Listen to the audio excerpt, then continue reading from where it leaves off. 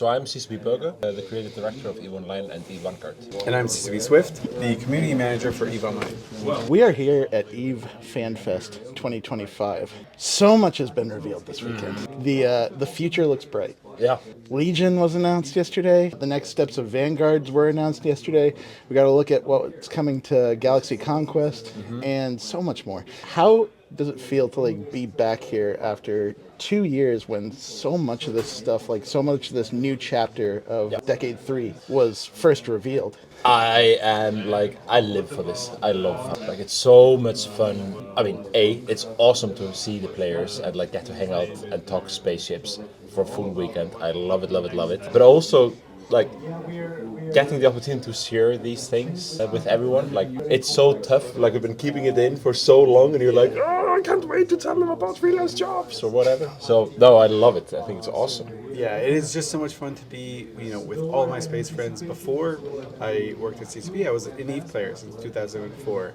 So I've been coming to FanFest as a fan since the 9th anniversary. So I've gone through all of the decades now. First decade, second decade, now into the third decade, and it's just amazing to feel the energy of the people and just have players see the crystallizing moments from last FanFest they talked about this. Oh, now they're actually building on top of it and doing what they said they were going to do, and I can just see the vision in action, and they get so excited and they want to talk about stuff and talk about things that are coming and sharing that excitement. It's just such a good energy. Yeah. It supercharges CCP as well. I can see it around the office where people are just ecstatic, getting ready for FanFest.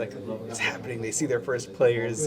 They see the welcome to FanFest billboards pop up all over the city. It is actually FanFest is a very important thing for us as developers because it kind of allows us to take a step back from kind of the day-to-day. You've been focused on an issue, focused on a bug, but it kind of allows us to see the game from a broader view or higher vantage point. Yeah, generally speaking, when we have our monthly talks, you guys are in the weeds, deep entrenched in the next thing that you're either working on or developing or balancing. FanFest is a party. Yeah, and it breaks people. This time around, I've met a lot of players that didn't realize that Thursday was a public holiday, so they went out Wednesday night, not realizing that the bars didn't close until 4:30 or 5 in the morning. Yeah. So Thursday morning there were a lot of broken people. In the best way, and they also had different karaoke nights. You can hear people with raspy voices. My favorite part of this is, I should say it's the expansion reveal trailers and all that good stuff. But my actual favorite part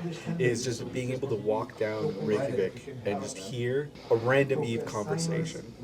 You just see players who might not know each other just talking about stuff that they either heard about or just that they experience, and you're surrounded by EVE stuff. There are meetups all over the world, and they're really cool to see. The one in EVE Vegas is probably one of the, it's a player-run meetup. That's probably the second largest to FanFest. And it's neat. It's incredibly well organized, but in Vegas, you don't feel EVE players around you. You just feel Vegas around you. You're just enveloped with it. Here, it's just everywhere you go, there's just this bubble of EVE around you. Yeah. It's so fun. Legion has been introduced at this point. There's a lot of interesting stuff coming in that next expansion, and it harkens back to something that we've talked about quite a few times is iteration. Tightening the bolts, polishing up what you've got. There was a lot of cool stuff in there, as far as just creativity coming from the corporate logo upgrade, the Freelance Jobs system. From the outside looking in, you might not think that balancing and improvements on the things that you've seen before would be so exciting, but when you look at that crowd during that keynote, when they heard about the adjustments that you're making to the ships, and how much they popped for just ship balancing, yes! It was great. I had an interview earlier today with someone who's not used to talking about EVE Online or reporting on EVE Online. It's very new to EVE. And I love those interviews because they're always a bit confused and why did people freak out when you moved pixels? It's oh yeah, so it's complicated. Very important pixels. Yeah. Very important pixels. But no, it was awesome. And the keynote, I think the keynote was really like I loved it. I love being on stage talking about EVE Online, and it's always fun to see like what gets the biggest reactions. And we try our best to kind of predict where we get the cheers and things like that. But like the redesigns of the ships, like the auditorium blew up. Yeah. I was very happy that the videos had subtitles. Yeah. Because no one could hear anything. Yeah. Oh, the art team, Suzuki Gagi on stage talking about like stuff. They're able to do so much cool stuff to keep EVE, which is almost a 22-year-old game, just looking super fresh all the time, looking like the best game we've ever seen. And players recognize this. And like the delicate touch that they put on, like redesigning a ship but keeping the spirit of the ship. There are people getting tattoos of ships like right now, probably as we're talking. And if we completely redesign that ship, that would be catastrophic. But they just somehow managed to just make it a better version of itself. And I'm not sure how they do it, but it's impressive. And that's exactly what super players impressive. want. And for yourselves, like, do you have a particular thing that that caught you by surprise when you showed it to the audience this year? Yeah, definitely. The biggest surprise to me was like people got freelance jobs right away. Like I thought we would have to kind of spend more time selling it and like really kind of hey, okay, hear me out, it's super cool. But it just kind of clicked in people's heads, and you could see it like when it was basically shown for the first time, that people just like, oh yeah. When CCP Nomad was talking about it. There was everything clicked. Yeah. Everything clicked, and it's super cool. And also like people just in the pub crawl yesterday, everyone was talking about like, okay, Vanguard plus Freelance Jobs, like it's a magic. There's magic there, and no one, last Fanfest, everyone was asking about the EVE connection. This is the EVE connection. Everyone got it. And it's just, let's do it. Yeah, it feels like for the last 15 months, like since the last FanFest, we've been really honing our messaging and being like really deliberate, being incredibly open with players through so many different initiatives. Like something as small as just adding some flair to a patch note, or having some like little videos explaining the design reasoning behind something, talking to the CSM and letting them be the conduit to other players. Just all these little things line up. And when players can kind of see that vision and they see how it's been progressing, they get super excited because then their brains go into overdrive of like, I can kind of predict what's coming next, or like this unlocks something for me to do, something down the line that I would be really excited about, like the Vanguard integration, or taking two of these things together, mashing it, and see, I can create my own missions. I can recruit this way. So it's so fun to see those players having those moments. Yeah, and yesterday in the pub crawl, like. I heard like all sorts of stories, like there are alliances in game that have already started kind of rejiggering how they're going to do their new player onboarding.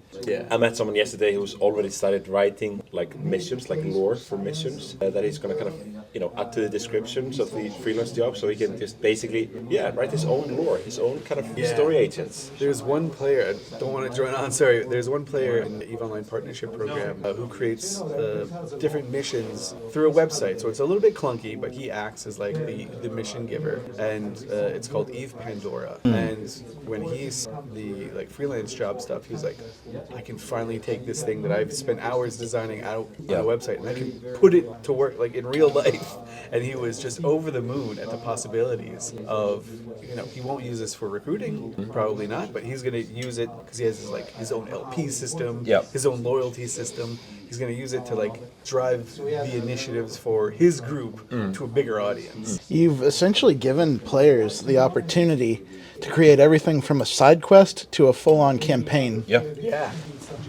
And that is incredible and ambitious. And like I've had a lot of conversations like, where do you put the boundaries on that? And do you even? Like where do you put the walls? And like how do you sort out how strict those walls are? Well, initially, we're kind of we'll allow like limited set of contribution methods into freelance goals, but we're going to expand on that quite rapidly. But like for us right now, like you will have to broadcast a freelance job from your corporation office, and it will only broadcast like 5 systems out. So it won't be like we won't have like spam over the whole universe type things. But no, we're just going to wait and see what players come up with, and this is one of those things that's better to react to rather than kind of build too many guardrails and too many constraints. And it's built on a really solid framework of corporation projects that the team has been refining since the Viridian expansion. So it's not like we're just throwing a big list out here that we're not sure what players are going to use and what they want. Players have already told us, like, yeah, this is the stuff we're using, this is the stuff we're not using, and so core projects is, and this is just built on top of that. So it's like it's already pretty surgical, and it's only like the team's only going to continue doing that and just adding more options that players want to interact with. Speaking of adding more options, to switch gears over to Vanguard for just a sec, it was one of my first opportunities in a while to like get a real good hands-on feel of what the game does, and it was exciting. Yeah. I first off, I was hearing Quake thrown around, which I don't know if you know about Shacknews, but we are a Quake site. Oh, so when you throw around words like that, we'll be the judge of that. Yeah. But let me tell you, once I got my hands on that shotgun, I said, yeah, I get it. Yeah. Because that thing is deliciously delightful. Oh, it is deliciously delightful. It is so hilarious in any way and every way. It's like everywhere from the sound to the spread. The ricochet. The ricochet made me so happy. I can angle the buckshot around walls and hit somebody in the corner. It's awesome. I love it, and we have an incredible team in working on this game. I mean, one of the big learnings from all the iterations of a shooter that we've tried is let's not pretend that we, because we know how to make game online, that we know how to make a shooter. So we've hired a kick-ass team in London to work on it, and I think you're seeing that, and people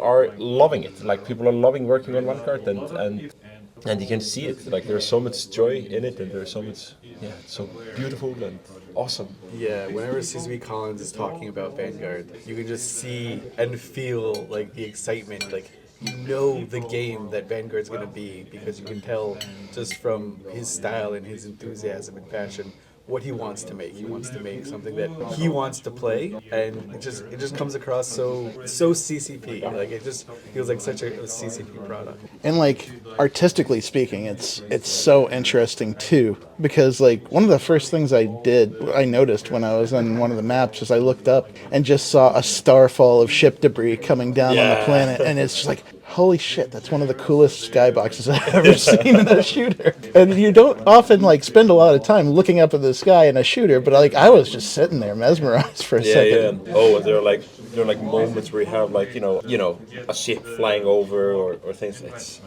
amazing. And then on the ground level to like see. Like there's so much detail in EVE Online. Yeah. We've seen these ships for decades. Yeah. They're so cool to see in space, but like to be boots on the ground at scale with the wreckage of an actual EVE ship, and not only be looking at it from the outside, but to be able to wander inside of it and see the guts of it is just mind blowing. And also just realizing the actual scale. Like we've had to like double check and triple check. Like, oh, is it honestly this tall? Like a bowhead is massive. Like it's incredible. Like, and when we first placed a bowhead in a map, it was just like, we can't have the whole bowhead as a map. It takes like 25 minutes to run from one end to the other, or whatever. Like we can only use like a small section of it. But it's amazing when you see it, and it's just like... Yeah, as an EVE nerd, and I've been an EVE nerd as long as I can remember, it's so cool to see, as you were saying, the scale of things, what the planet actually like looks and feels like. Like that's just something that I've always kind of like thought about when I'm playing EVE, but the planet is just an area for me to fight on with my ship in the game. But now I get to actually go planet side and see what that looks like, what this universe looks like from the human scale. This is so cool. Yeah. And it kind of like ties into that vibe that you guys have been pushing for the last couple of years of like, this is parallel to EVE Online. This is part of that universe. You're looking up into the sky and you're seeing the results of a battle that is happening out there. And it's so cool to not only have that scope from boots on the ground, but also understand that you are looking at EVE Online out there when you're down there. Yeah, definitely. That's key. Like we always talked about the connection. Like this is the most important connection. Like you should feel like you're in this living, breathing universe. That's I think definitely getting there. It's fun to nerd out. Like I've said that before, but it's so neat to just be able to see it all like come together. And that's one of the things that players really loved about Dust 5.4 as well, is there was like an interaction between the two games. It just felt so much better, so much more enriching. And players would, recruit people from Dust, and Dusties would recruit people from EVE to join their thing. And the fact that they were able to like sit in the same system and use the same lingo. It was just so fun to see those two mesh. And like when I was talking to Hilmar, he told me that like in regards to some of the stuff I was talking about with Vanguard and EVE Online, it's just like the amount of things like Dust and things like Gunjack and things like all these side things that you've done over decades, like Vanguard things where we are now is such like a refinement of what came before. Yep, and like those, it's almost like Dust walked so Vanguard has a chance to fly. Absolutely, 100%. And it is everything that we've learned throughout the years, making like EVE, everything around EVE, like we're taking all these learnings and we're applying it to make sure that this will work.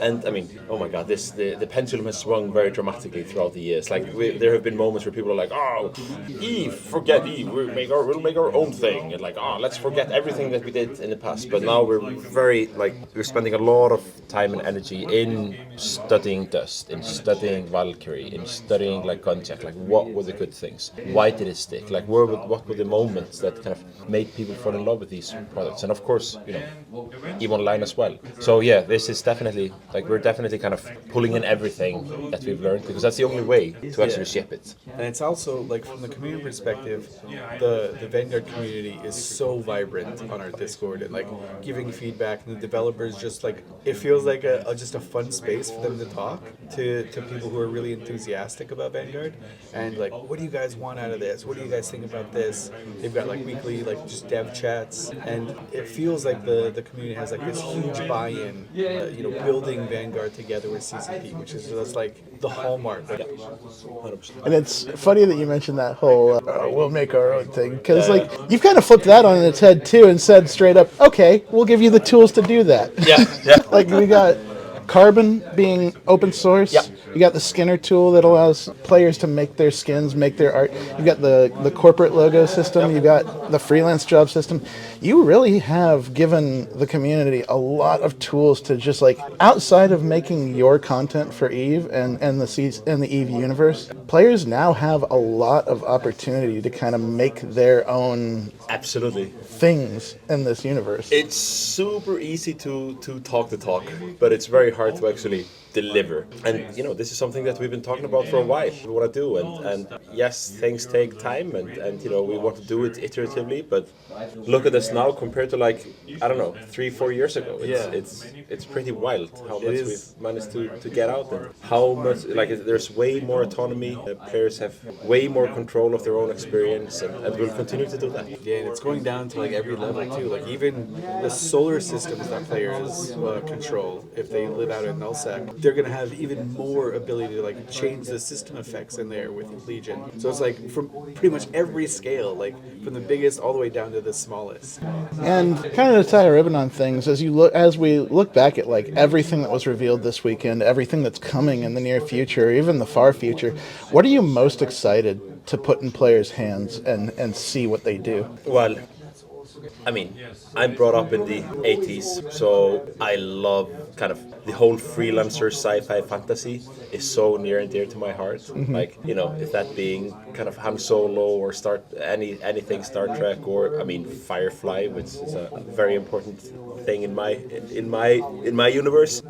Like, I feel like we're finally we're starting to fulfill that promise, that super cool space explorer, freelancer, mercenary, nomad fantasy, and yeah, I can't wait to see what players will come up with. Yeah, I'm really excited to see what players do with the freelance projects. Just, I know every time we give them a tool, they do something unexpected, but also incredibly awesome.